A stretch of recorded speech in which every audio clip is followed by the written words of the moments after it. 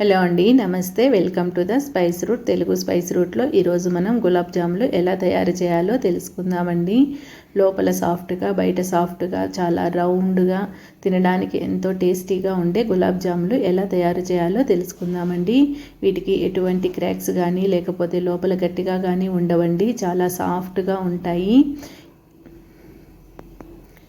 ఈ గులాబ్ జాముల ప్రాసెస్ ఎలా తయారు చేయాలో తెలుసుకుందామండి. గులాబ్ జాములు తయారు చేయడానికి ముందుగా నేను ఇక్కడ ఎంటీఆర్ గులాబ్ జామ్ పిండిని తీసుకుంటున్నానండి. 2 ప్యాకెట్స్ తీసుకుంటున్నాను.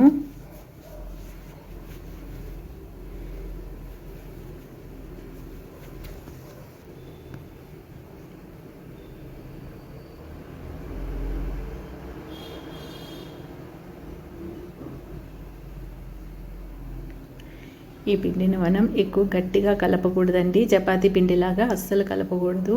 చాలా సాఫ్ట్గా కలుపుకోవాలి. అంటే పిండిని కూడా ఎక్కువ ప్రెస్ చేయకూడదండి, లైట్గా చేత్తో కలుపుకుంటూ కొద్దిగా వాటర్ పోసుకొని కలుపుకోవాలండి. మామూలుగా మనకు 1 కప్పు పిండికి 1/4 కప్పు వాటర్ అయితే సరిపోతుందండి, కరెక్ట్గా సరిపోతుంది. వాటర్ ఎక్కువగా ఒకేసారి వేసుకోకూడదండి, ఈ పిండికి వాటర్ ఎక్కువగా పట్టదు. చాలా లైట్గా కలుపుకోవాలి పిండిని. ఈ విధంగా కలుపుకున్న తర్వాత 1 స్పూన్ నెయ్యిని మన చేతిలో వేసుకొని పిండి పైన అప్లై చేసుకోవాలండి. అప్పుడు మన చేతికున్న పిండి కూడా పోతుంది, అలాగే పిండి సాఫ్ట్గా తయారవుతుంది. ఈ విధంగా కలుపుకున్న పిండిని ఒక 10 నిమిషాలు పక్కన పెట్టేసుకోవాలండి.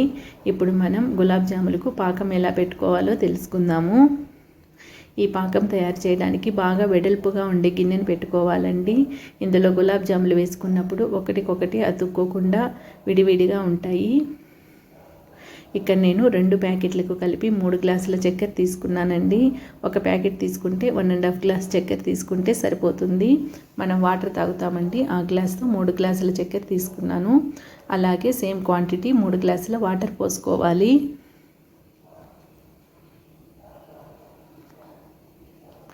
దీన్ని మంటను హై ఫ్లేమ్లో పెట్టుకొని మరిగించుకోవాలండి. ఒక 5 మినిట్స్ మరిగించుకుంటే సరిపోతుంది. అలాగే మన పిండి కూడా బాగా మెత్తగా నానిపోయిందండి. వీటిని ఇప్పుడు చిన్న బౌల్స్గా చేసుకుందాము. నూనెలో వేసినప్పుడు క్రాక్స్ రాకుండా ఉండాలంటే పిండిని ఈ విధంగా ఉండలు చేసుకోవాలండి. చిన్న మన గోళీలు ఉంటాయి కదండి, ఆ గోళీ సైజులో చేసుకుంటే సరిపోతుంది. ఇవి డీప్ ఫ్రై చేసుకున్నప్పుడు కొంచెం పెద్దవి అవుతాయండి, అలాగే పాకంలో వేసుకున్నప్పుడు మరి కొంచెం పెద్దవి అవుతాయి. చిన్న ఉండలను చేతిలో వేసుకొని 2 చేతులతో మెల్లగా ప్రెస్ చేసుకుంటూ రౌండ్గా చేసుకోవాలండి. ఆ తర్వాత ఒక చేత్తో ఈ విధంగా చేసుకుంటే లోపల ఎయిర్ ఏమన్నా ఉంటే పోతుందండి. బాగా రౌండ్గా సాఫ్ట్గా వస్తాయి, క్రాక్స్ అనేటివి అస్సలు రావు.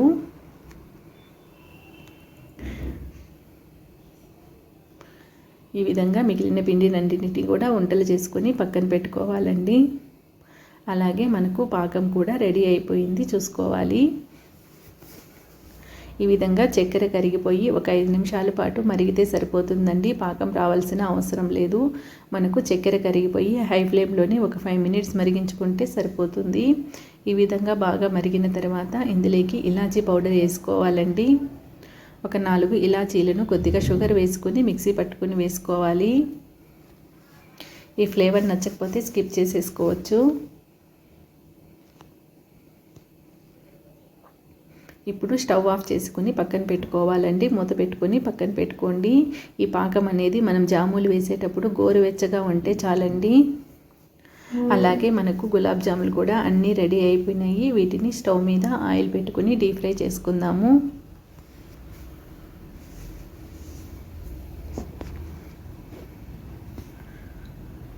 ఆయిల్ ఎక్కువగా వేడవలసిన అవసరం లేదండి, మీడియం ఫ్లేమ్లో వేడి చేసుకోవాలి.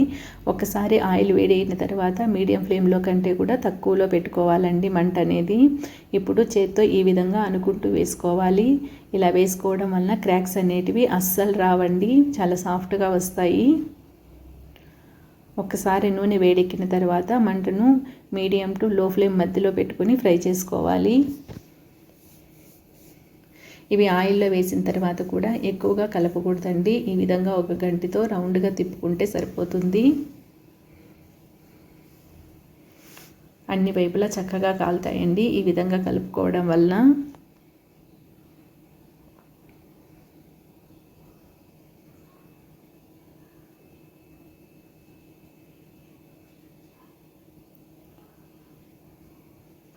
అన్నీ గోల్డెన్ బ్రౌన్ కలర్ వచ్చే వరకు కాల్చుకొని పక్కకి తీసేసుకోవాలండి. అన్నీ ఒక ప్లేట్లోకి వేసుకోవాలి. మిగతా ఉండల్ని కూడా ఈ విధంగానే ఫ్రై చేసుకోవాలండి. వీటిని కూడా గోరువెచ్చగా ఉండే విధంగా చల్లారనివ్వాలి. గోరువెచ్చగా ఉన్నప్పుడు మాత్రమే పాకంలో వేసుకోవాలండి.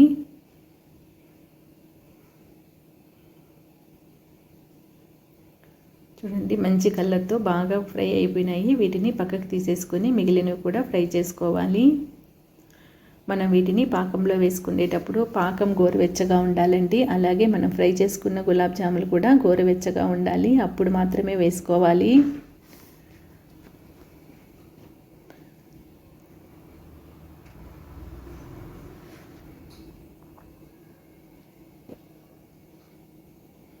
ఈ విధంగా వెడల్పాటి గిన్నెలో వేసుకోవడం వలన ఒకదానికొకటి అతుక్కోకుండా వస్తాయండి. అలాగే మనం స్పూన్తో తీసుకునేటప్పుడు కూడా రౌండ్గా అలాగే వస్తాయి.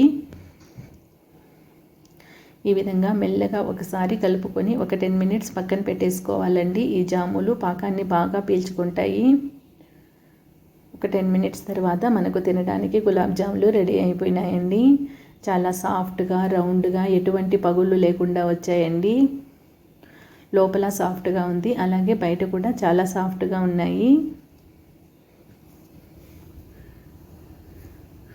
చూశారు కదా ఎంతో టేస్టీగా గులాబ్ జాములు ఎలా తయారు చేసుకోవాలో. ఈ వీడియో కనుక మీకు నచ్చినట్లయితే లైక్ చేయండి, మీ ఫ్రెండ్స్ అండ్ రిలేటివ్స్కి షేర్ చేయండి. అలాగే ద స్పైస్ రూట్ తెలుగు ఛానల్ని సబ్స్క్రైబ్ చేసుకోండి. Thank you.